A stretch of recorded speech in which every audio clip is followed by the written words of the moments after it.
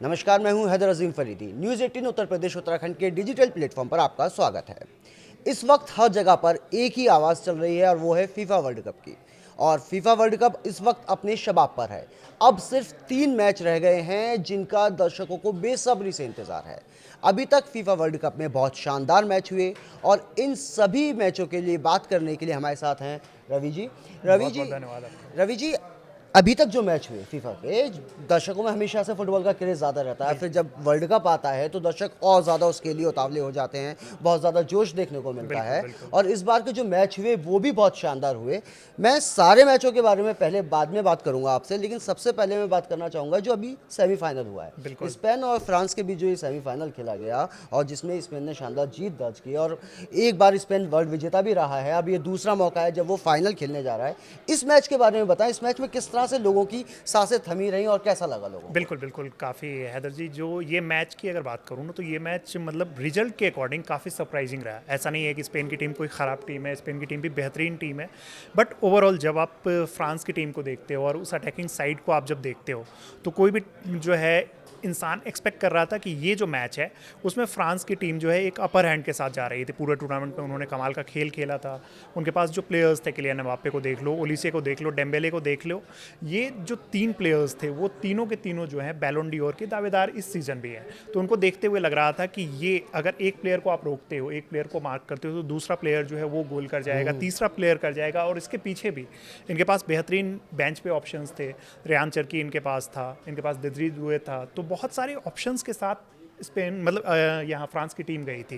But जिस तरीके से स्पेन की टीम ने, जिस तरीके से वहाँ के मिडफील्ड ने इस गेम को कंट्रोल किया है, मैं 2010 के वर्ल्ड कप से मेरी याददाश्त है कि मैंने जब से फुटबॉल देखा है, मैंने किसी भी मिडफील्ड को, किसी सामने वाली टीम को इतना आराम से डोमिनेट करते हुए नहीं देखा था। ये मतलब बेहतरीन खेली है वहाँ पे। उन्होंने फेबियन लुइस को खिलाया, जबकि पेद्री को खेलना चाहिए था, सब एक्सपेक्ट कर रहे थे। बट फेबियन लुइस की वहाँ पे फिर रॉड्री की, और जिस तरीके से वहाँ पे उनको साथ जो मिला बाकी प्लेयर्स का, वो कमाल का रहा है वहाँ पे। डैनी ओल्मो जो बार्सिलोना के लिए खेलते हैं, आप बार्सिलोना के लिए, बार्सिलोना के फैंस उन पे सवाल उठाते हैं, बट जब वो नेशनल टीम के लिए खेलने आते हैं तो इन तीनों का जो ट्रायो बना, उन्होंने पूरी तरीके से फ्रांस को डोमिनेट किया। वहाँ के डिफेंडर्स ने जो एक एक्सपेक्ट कर रहे थे हम लोग, किलियन एम्बाप्पे जिस तरीके की फॉर्म में है, और लगातार वर्ल्ड कप आते ही किलियन एम्बाप्पे जिस तरीके के फॉर्म में देखते हैं, तो उनको जितने आराम से वहाँ के डिफेंडर जो हैं, पाउ कुबार्सी जो बहुत यंग है, वो भी 18-19 साल का मेरे ख्याल से फ्रांस अपने एक भी मैच नहीं हारा था इस टूर्नामेंट बिल्कुल में। एक भी मैच नहीं हार पाया था। और जिस तरीके से वो लोग खेल रहे थे, जो अटैकिंग थ्रेट के साथ वो जा रहे थे हर कोई। और इनफैक्ट आप उनके प्रेस कॉन्फ्रेंस भी सुनो, जो प्लेयर्स उनके हैं, वो जब मैच खत्म हुआ तो वो खुद भी सरप्राइज थे कि कभी वो सोच ही नहीं सकते थे कि इस तरीके से आपकी टीम जो है सामने वाली टीम पे अटैक ही नहीं कर पाएगी। गोल होना तो दूर की बात है। और वाकई में 2-0 से हारना, बिल्कुल जो टीम लग रही थी कि वो दावेदार है, वर्ल्ड कप जीतेगी और अभी तक अपने सारे मैच उसने जीते थे लगातार, सेमीफाइनल जैसे बड़े मुकाबले में 2-0 से स्पेन से हारना, ये वाकई में बड़ी सिर्फ चीज़ है। 2-0 की वहाँ पे बात नहीं है। बात एक और चीज़ की है कि आप जब मैच उसको देख रहे हो तो वहाँ पे एक और गोल जो मतलब यमाल का था, वो तो मार्जिनल ऑफ साइड था, नहीं तो वो 3-0 आपको देखने को स्कोर लाइन जो है वो देखने को मिल सकता था। बट जो बात है यहाँ पे कि आप एक ऐसी टीम जा रहे हो जो 2018 में चैंपियन बने, 2022 में ऑलमोस्ट चैंपियन बन चुके थे आप, और यहाँ पे आप ऐसी टीम बन के जा रहे थे जो टूर्नामेंट में स्टार्ट होने से पहले ही फेवरेट्स थे, क्योंकि आपके पास ऐसे ऐसे प्लेयर्स रहे हैं जो मैं बार बार जिक्र कर रहा हूँ। आपकी पूरी ओवरऑल जो टीम है, सिर्फ अटैकिंग थ्रेट की बात नहीं है, आपका डिफेंस भी बहुत अच्छा खेल रहा था, मिडफील्ड भी ठीक ठाक खेल रहा था। तो उसके बाद अगर ये स्कोर लाइन है, और सिर्फ स्कोर लाइन नहीं है, आप जब XG रेशियो, वो कहा जाता है कि एक्सपेक्टेड गोल रेशियो क्या है, तो ऑप्टा स्कोर जो है गोल लाइन जब बताती है 1966, जब से ये रिकॉर्ड किया जा रहा है तब से ये वर्स्ट रहा है किसी भी टीम का नॉकआउट में। बिल्कुल। और वो भी फ्रांस जैसी टीम जिससे हम एक्सपेक्ट कर रहे थे कि एटलीस्ट 8-10 शॉट जो है इनके टारगेट पे जाएंगे, भले ही उनमें से गोल ना हो, उनके गोलकीपर सेव कर लें, लेकिन जिस तरीके से ये खेला, तो इसमें जितनी फ्रांस की टीम की हम लोग मतलब वो कहेंगे, क्रिटिसाइज करेंगे, उससे ज़्यादा हमें तारीफ करनी चाहिए स्पेन की टीम की, कि शानदार खेल उन्होंने दिखाया है, पूरी तरीके से फ्रांस को डोमिनेट किया, और जिसकी हम में से किसी ने भी उम्मीद नहीं की थी, चाहे वो फुटबॉल एक्सपर्ट्स हों, चाहे वो प्लेयर्स हों, और मैदान पे जो 11 प्लेयर्स होंगे ना स्पेन के, उन्होंने भी एक्सपेक्ट नहीं किया होगा कि वो इतना अच्छा खेल जाएंगे फ्रांस के अगेंस्ट। बिल्कुल अनिश्चितताओं से भरा हुआ ये खेल है और जिस तरह से ये खेल हुआ वैसे किसी ने उम्मीद नहीं की थी और अब स्पेन फाइनल के अंदर पहुंच चुका है। अब जो बात करते हैं वो कहते हैं दूसरे मुकाबले की, अर्जेंटीना वर्सेस इंग्लैंड। अर्जेंटीना और इंग्लैंड के बीच मैच होना है, बिल्कुल। क्या लगता है आपको इस मैच के लिए कोई फोरकास्ट की जा सकती है? सेमीफाइनल से पहले जब आप मतलब सेमीफाइनल के पहले के मुकाबलों को जब देखोगे ना, क्योंकि जब बात सेमीफाइनल में आ जाती है ना, तो आप किसी भी टीम को कम या ज़्यादा करके नहीं आंक सकते। आप उनसे पहले जो मैचेज हुए हैं उनको देख के आप एक अनुमान लगा सकते हो कि शायद ये टीम जो है वो ज़्यादा बेहतर खेल सकती है। जैसे पिछले मैच में देखो, हम सब ये एक्सपेक्ट कर रहे थे कि फ्रांस की टीम जो है, भले ही वो 2-1 से जीते, 3-1 से जीते, जो भी हो, लेकिन फ्रांस की टीम जीतेगी, और अगर स्पेन जीतती भी है तो दोनों के बीच में क्लोज इनकाउंटर होगा। बट अब जब कल का मैच हम लोगों ने देख लिया, तो फिर अब इस पर कोई भी प्रेडिक्शन देना जो है वो सही नहीं है। बट ओवरऑल जो परफॉर्मेंस रहा है उस पर बात कर सकते हैं। तो अर्जेंटीना की टीम जो एक होता है कि आप वर्ल्ड चैंपियन है, जब वर्ल्ड चैंपियन आप नेक्स्ट टूर्नामेंट में जब जाते हो तो आपका दिखना चाहिए कि सामने वाली टीम जो है आपसे खौफ खाए, जैसे फ्रांस की टीम से अभी तक सब खा रहे थे। वैसा कुछ अभी तक अर्जेंटीना की टीम में देखने को नहीं मिला है। आप इनके नॉकआउट मुकाबलों देख लो, उसमें चाहे वो केप वर्थ के अगेंस्ट मैच हो, या स्विट्जरलैंड के अगेंस्ट मैच हो, या फिर इजिप्ट के अगेंस्ट मैच हो, तीनों मैच में अर्जेंटीना की टीम जो है काफ़ी टाइम पूरे मैच में सेकंड बेस्ट रही है। तो इस वजह से जब अर्जेंटीना की टीम है, हेविली डिपेंडेंट है वो मेसी पे, जब तक मेसी इस टीम के लिए स्कोर नहीं करते हैं तो ये टीम कहीं ना कहीं फंसती हुई नज़र आती है। पिछले मैच में भी आप देख लो कि मेसी ने स्कोर नहीं किया, बाद में अल्वारेज और वहाँ पे लातुरो मार्टिनेज ने गोल किए, बट तब तक मैच फंसा हुआ था। एक्स्ट्रा टाइम में आप मैचेस को लेके जा रहे हो, तो ये जो चीज़ें हैं वो कहीं ना कहीं दिखा रही है कि अर्जेंटीना की टीम जो है अभी अपने बेस्ट पे नहीं है। शायद उनका बेस्ट जो है वो उन्होंने अपना सेमीफाइनल मैच और फाइनल मैच के लिए बचा के रखा हुआ, लेकिन वो लोग हेविली डिपेंडेंट है मेसी पे। दूसरी तरफ चलिए, मेसी के बारे में हम आपसे बाद में विस्तार से चर्चा करेंगे, मेसी की सारी पूरी टूर्नामेंट की परफॉर्मेंस के बारे में भी और उनसे क्या उम्मीदें हैं इसके बारे में भी। फिलहाल अब आप हमें बताइए कि इंग्लैंड के लिए क्या उम्मीद? बिल्कुल, इंग्लैंड की टीम के साथ क्या है कि वो भी मतलब अपने बेस्ट पे नज़र नहीं आए हैं। बट इंग्लैंड की टीम के लिए अच्छी चीज़ क्या है कि पहले जब टूर्नामेंट स्टार्ट हुआ तो वो हैरी केन पे डिपेंडेंट नज़र आ रहे थे गोल स्कोरिंग के लिए। अब क्या है कि धीरे धीरे जूड बेलिंगम ने जब रफ्तार पकड़ी है, और जिस तरीके से जूड बेलिंगम अगर आप देखोगे तो बॉक्स टू बॉक्स, यानी कि अटैकिंग थ्रेट भी सबसे ज़्यादा है और डिफेंस में भी वो आके सबसे ज़्यादा मदद करते हैं अपने डिफेंडर्स की। तो उनके पास एक बेहतरीन प्लेयर है जूड बेलिंगम के तौर पर, और जिस तरीके से उन्होंने इस टूर्नामेंट में अपना गेम बेटर किया है मैच बाय मैच, तो वो देखते हुए यहाँ पे अर्जेंटीना की टीम जो है अब सिर्फ एक प्लेयर के लिए स्ट्रैटेजी नहीं बना रही होगी, उनके पास अब 2-3 प्लेयर्स के लिए स्ट्रैटेजी बनानी होगी। बुकायो साका से भी हम लोग एक्सपेक्ट कर रहे हैं, जिस तरीके के वो टैलेंट है, जिस तरीके से उन्होंने यूरो में एक बार गेम खेल के दिखाया था, तो उसको देखते हुए हमें लग रहा है कि शायद अब बुकायो साका भी जो है इस बड़े मैच में अपने रंग में आएंगे, अपना दिखाएंगे कि हाँ हम जो है वो बेटर खेल सकते हैं। फिर डेक्लन राइस और बुकायो साका, इन दोनों में दिक्कत ये थी कि दोनों फिट नहीं थे, 100% फिट नहीं थे। बट अब धीरे धीरे जब वो फिटनेस भी हासिल कर रहे हैं, तो मुझे लगता है कि अर्जेंटीना की टीम पे अभी तक जब आप मैच स्टार्ट होने से पहले देखोगे, मैं कोई ऐसे डायरेक्ट प्रेडिक्शन नहीं कर रहा हूँ, बट जो एक ओवरऑल आप पूरी टीम को जब देखोगे और परफॉर्मेंस देखोगे, तो मुझे लगता है कि इंग्लैंड के पास स्लाइट एडवांटेज है इस मैच में। इंग्लैंड की टीम एक एडवांटेज के साथ जा रही है, बशर्ते उनको भी अपना बेहतरीन फुटबॉल खेलना होगा, क्योंकि अर्जेंटीना वर्ल्ड चैंपियन है। और जब वर्ल्ड चैंपियन कोई टीम होती है तो उनकी मेंटालिटी हम लोग देख चुके हैं कि पिछले 2-3 मैचेस में कि वो अगर पीछे चले भी जाते हैं तो वो कमबैक करना जानते हैं। तो इंग्लैंड की टीम को इससे सावधान रहना होगा, उनके पास भी बेहतरीन प्लेयर्स हैं तो इंग्लैंड के लिए मतलब आपको क्या लगता है कि कौन से ऐसे प्लेयर मेन रहेंगे जो उसके लिए मतलब जीत ला सकते हैं? दोनों प्लेयर जो मैंने कहा कि हैरी केन और जूड बेलिंगम एक बार फिर से जो है उन पे नजरें रहेंगी सबकी, और वही सबसे ज़्यादा मतलब अटैकिंग थ्रेट जो तो है। क्या ये भी कह सकते हैं कि ये वाला मुकाबला मेसी वर्सेस बेलिंगम होगा? हाँ, मेसी वर्सेस बेलिंगम होने के सबसे ज़्यादा चांसेस हैं। मेसी वर्सेस हैरी केन भी हो सकता है, क्योंकि हैरी केन अप फ्रंट खेलते हैं, वो एक स्ट्राइकर के तौर पे खेलते हैं, तो जो स्ट्राइकर होता है उनके गोल करने के चांसेस ज़्यादा होते हैं। बट जिस तरीके की क्वालिटी बेलिंगम के अंदर है, जिस तरीके से वो खुद को बॉक्स में लेके जाते हैं, फुटबॉल जो एक गेम है उसमें सिर्फ गोल करने के लिए आपको शॉट लेने की ज़रूरत नहीं होती, आपको बेस्ट पोजीशन पे होना होता है, जहाँ पे आपको जो दूसरे आपके जो प्लेयर्स है, साथी जो हैं, वहाँ पर आसानी से आपको बॉल पहुँचा पाएँ। तो आपको उसके लिए वैसे पोजीशन पे जाना होता है जहाँ पे आप आसानी से गोल कर पाएँ।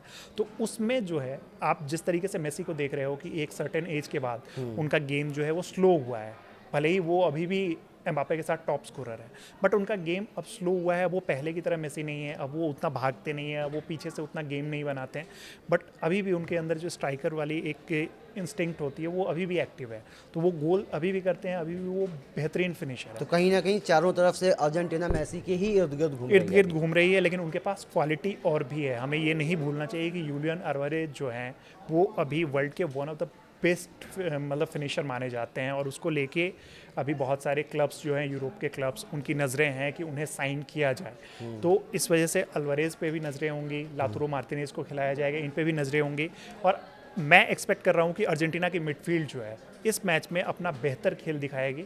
अगर वो बेहतर खेल दिखाती है तो अर्जेंटीना की टीम जो है इस मैच को डोमिनेट करेगी। अच्छा, इंग्लैंड और अर्जेंटीना का हमेशा से बेस्ट राइवलरी रही है। बिल्कुल, हमेशा ये मतलब दर्शक पागल होते हैं इस मैच बिल्कुल। के लिए। तो क्या मतलब इसकी क्या इतिहास क्या है इसका? इतिहास ये इसका कैसे शुरू हुआ ये बहुत सब? पुराना है। जैसे आप जब हम लोग जिक्र करते हैं इसको क्रिकेट के टर्म में, बार बार समझाने की कोशिश की जाती है कि इंडिया वर्सेस पाकिस्तान। जी। आपने देखा तो इंडिया वर्सेस पाकिस्तान का क्या है कि बॉर्डर वाली चीज़ भी है यहाँ पे, जी। और आप आपस में जो है एक कंट्री से निकल के दूसरी कंट्री बनी है। लेकिन जब युद्ध दो कंट्री के बीच में होता है या फिर किसी चीज़ को लेकर टेंशन होती है, जैसे अपने यहाँ, अगर अपने यहाँ के टर्म में समझा जाए तो कश्मीर को लेकर जैसे टेंशन बनी रहती है हमेशा, सेम चीज़ है कि अर्जेंटीना में एक मतलब अर्जेंटीना और यहाँ पे इंग्लैंड दोनों का जो है ना एक आइलैंड पे दावा है जो फॉकलैंड आइलैंड कहा जाता है। वो इंग्लैंड वाले उसको फॉकलैंड आइलैंड कहते हैं, अर्जेंटीना वाले कुछ और टर्म देते हैं जो टर्म मुझे अभी याद नहीं आ रहा है। तो अब इन दोनों के बीच में काफ़ी पहले से ऐसा रहा है। तो जब इंग्लैंड है 1832 से उनका वहाँ पे राज है, वो उस पर कब्जा किए हुए हैं। अर्जेंटीना ने ट्राई किया एक बार 1982 जो है, 1982 में युद्ध भी हुआ और उसमें तकरीबन 650 के आसपास अर्जेंटीना के सैनिक मारे भी गए, 250 के करीब इंग्लैंड के भी मारे गए थे। लेकिन मार्गरेट थैचर, जो इन्हें आयरन लेडी कहा जाता है, तो उन्होंने मतलब ऑल आउट अटैक किया था उस टाइम पे अर्जेंटीना की उस पर कब्जा करने के लिए, और उसमें बाद में अर्जेंटीना के जो सैनिक हैं उनको पीछे हटना हुआ, 74 डेज तक वो चला था। तो वो जो चीज़ें होती है, जब ऐसी टेंशन होती है वहाँ पे, तो अब सिर्फ बात गेम की नहीं रह जाती। अब आप इसको भी देखते हो कि हिस्टोरिक टेंशन जो है दोनों कंट्रीज़ के बीच में रही है। फिर आता है इसको, अब आप फुटबॉल पे लेके आओ, तो फुटबॉल में भी इसकी शुरुआत जो है 1962 में दोनों टीम्स के बीच में पहली बार मैच हुआ था, और उस मैच में इंग्लैंड ने आसानी से जीता था, 3-1 से शायद वो स्कोर लाइन था कि उस मैच को इंग्लैंड ने जीत लिया था। फिर हुआ 1966, और शुरुआत जो होती है फुटबॉल के मैदान पे राइवलरी की, तो वो 1966 में हुआ था, जब अर्जेंटीना के कैप्टन को उस टाइम पे रेड कार्ड और येलो कार्ड नहीं चलता था। जैसे आज आप देखते हैं कि 2 येलो कार्ड मिल गया तो आपको बाहर जाना होगा, यानी कि वो रेड में कन्वर्ट होता है, या स्ट्रेट रेड कार्ड भी मिलता है।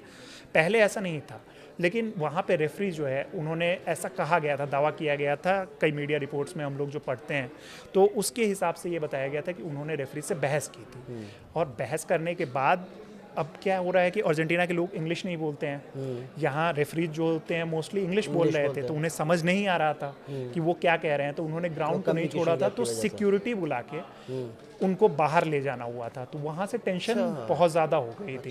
इंग्लैंड की टीम ने उस मैच को भी जीता था। फिर उसके बाद जब ये फॉकलैंड आइलैंड, इंटरेस्टिंग फैक्ट है। हाँ, फिर आया फॉकलैंड आइलैंड, जब 1982 में ये युद्ध हुआ, फिर उसके 4 साल बाद ही 1986 में अर्जेंटीना और इंग्लैंड का जो मैच हुआ, जिसको याद रखा जाता है सबसे ज़्यादा, अगर फुटबॉल इतिहास के सबसे कंट्रोवर्शियल मैचेस की बात करें तो वो 1986 में ही हुआ था, और इन दोनों देशों के बीच में ही हुआ था, जिसमें डिएगो मैराडोना ने वो हैंड ऑफ गॉड वाला जो बॉल, मतलब गोल कहते हैं उनके, जो उन्होंने वहाँ पे उनके गोलकीपर के ऊपर से जाके और हाथ से ऐसे मार के उनको गोल कर दिया था। अर्जेंटीना उस टाइम पे इंग्लैंड के प्लेयर्स ने उस चीज़ को देखा था, उन्होंने उसको लेके सवाल उठाए थे, रेफरी को बोला था कि इन्होंने हाथ से गोल किया है।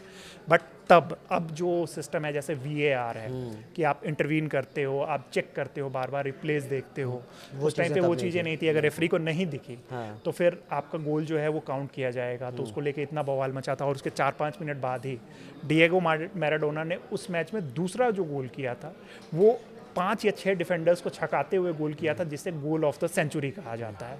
यानी सब कुछ एक ही मैच में हुआ था 1986 में, और अर्जेंटीना ने फाइनली उस मैच को 2-1 से जीत लिया था। तो वहाँ टेंशन जो है बहुत ज़्यादा बढ़ गई थी। फिर ये टेंशन बढ़ के आती है 1998 में, जब इंग्लैंड का मैच हुआ था अर्जेंटीना से। उस दौरान दोनों टीम जो है 2-2 से मैच बराबर चल रहा था और उसमें जो गोल करने वाले प्लेयर्स थे सारे महान प्लेयर्स जिनको अब हम लोग महान प्लेयर्स के तौर पे काउंट करते हैं। एलन शेरर ने उसमें गोल किया था, माइकल ओवन ने गोल किया था इंग्लैंड के लिए। फिर उसके बाद आप अर्जेंटीना के लिए देख लो तो हेवियर जेनेती ने गोल किया था, गैब्रियल बतिस्तूता ने गोल किया था, यानी कि सारे लेजेंड्स हैं इस गेम के। तो इतना बेहतरीन मैच चल रहा था। उस बीच में जो इंग्लैंड के उस टाइम के सबसे युवा प्लेयर, जैसे आज हम लोग स्पेन में यमाल की बात करते हैं, जो एक यंगस्टर है जिसको हर कोई जानना चाहता है कि क्या है इसमें ख़ास। उस टाइम पे डेविड बेकहम नए नए आए थे और उनको लेके काफ़ी हाइप था कि डेविड बेकहम जो है वो कर सकते हैं, उनके क्रॉसेस बहुत परफेक्ट होते थे। उन्होंने एक चैलेंज किया था डिएगो सिमियोने पे और वो चैलेंज अगर आप देखोगे, मेरे से आप पूछोगे जो मैंने हाईलाइट्स देखे फुटबॉल के टर्म्स में जितनी मेरी समझ है, तो वो ऐसा नहीं था कि जिसमें आप किसी प्लेयर को बाहर भेज सकते हो यानी कि रेड कार्ड दे सकते हो। लेकिन उस चैलेंज की वजह से डेविड बेकहम को जब कार्ड मिला और उन्हें रेड कार्ड, फिर उसके बाद वो कन्वर्ट हुआ और उन्हें मैदान से बाहर जाना हुआ। तो ये जो कंट्रोवर्सी है वो बहुत ज़्यादा बढ़ गई थी। मैच पेनल्टी शूटआउट में गया था और अर्जेंटीना ने उस मैच को जीत लिया था। तो ये जो चीज़ें हैं कि वो कंट्रोवर्सी जो है ना वो पाइल्ड अप होती गई और फिर एक बार और मैच हुआ 2002 वर्ल्ड कप में भी ये दोनों टीम्स खेली थी, लेकिन वो ग्रुप स्टेज का मैच था और उसमें इंग्लैंड ने जीता था। और उस मैच में जो गोल स्कोरर थे वो डेविड बेकहम ही थे, उन्होंने पेनल्टी पे गोल किया था, माइकल ओवन गिर गए थे। तो ये जो चीज़ें हैं ना वो राइवलरी हमेशा से चलती आई है और हम लोग जो देखते रहे हैं, जैसे इंडिया पाकिस्तान की बात होती है, चाहे वो ग्रुप स्टेज का मैच हो या कोई भी फाइनल हो, फाइनल हो, वो सब एक साथ ही होता एकदम ऐसा ही लगता है कि हमें हारना नहीं है। तो सेम यही चीज़ है यहाँ पे कि दोनों टीम्स जो हैं, दोनों टीम्स के फैंस और इनफैक्ट हम लोग इंडिया में भी बैठ के यहाँ पे इस राइवलरी को जो है एंजॉय करने है। की फिर भी कोशिश आप कर ये रहे हैं। बताइए कि आप इस वाले मैच के लिए अर्जेंटीना और इंग्लैंड को किसको कितने नंबर देना चाहेंगे? मेरे से मैं फिर वही कह रहा हूँ कि प्रेडिक्शन, जब आप सेमीफाइनल वाले स्टेज पर पहुँच जाते हो ना तो प्रेडिक्शन करना आपके लिए उतना आसान नहीं होता है, क्योंकि दोनों टीम्स की परफॉर्मेंस पे बात कर सकते हो। जैसे मैंने परफॉर्मेंस पे बात किया तो मुझे ऐसा लग रहा है कि इंग्लैंड की टीम जो है वो थोड़ा सा एडवांटेज के साथ जा रही है। स्लाइट एडवांटेज इंग्लैंड की टीम के पास है, क्योंकि उनके पास 2-3 ऐसे प्लेयर्स हैं जो अभी अच्छी फॉर्म में है। पूरी टीम जो एज ए यूनिट आप देखोगे तो इनकी टीम जो है मुझे मतलब ज़्यादा कन्विंस कर रही है कि ये मैच जीत सकती है। बट नो डाउट अर्जेंटीना के पास जो है वो ऑलरेडी एक वर्ल्ड चैम्पियन है, रेनिंग वर्ल्ड चैम्पियन है, तो वो इस टूर्नामेंट में खेल रहे हैं। फिर इसके साथ ही साथ उनके कोच जो है स्कलोनी, वो बहुत ही स्मार्ट इंसान है। वो जानते हैं कि कब कैसे मूव करना है, कौन से प्लेयर को कैसे यूटिलाइज करना है। तो इस वजह से ये मैच काफ़ी रोमांचक होने वाला है, नो डाउट। बिल्कुल मैच रोमांचक होने वाला है। तीनों मैच जो बचे हैं, तीनों मैच बहुत ज़्यादा रोमांचक होने वाले हैं और दर्शक पूरी तरह से इसका मज़ा लेने वाले हैं। हमारे मेहमान ने ना सिर्फ हमें इस वर्ल्ड कप की सारी जानकारी दी, खिलाड़ियों के बारे में सारी जानकारी दी, बल्कि इंग्लैंड और अर्जेंटीना का वो इतिहास भी बताया जिसके बारे में बहुत कम लोग जानते हैं। फीफा वर्ल्ड कप से जुड़ी खबरों के लिए हमारे साथ बने रहिए। नमस्कार।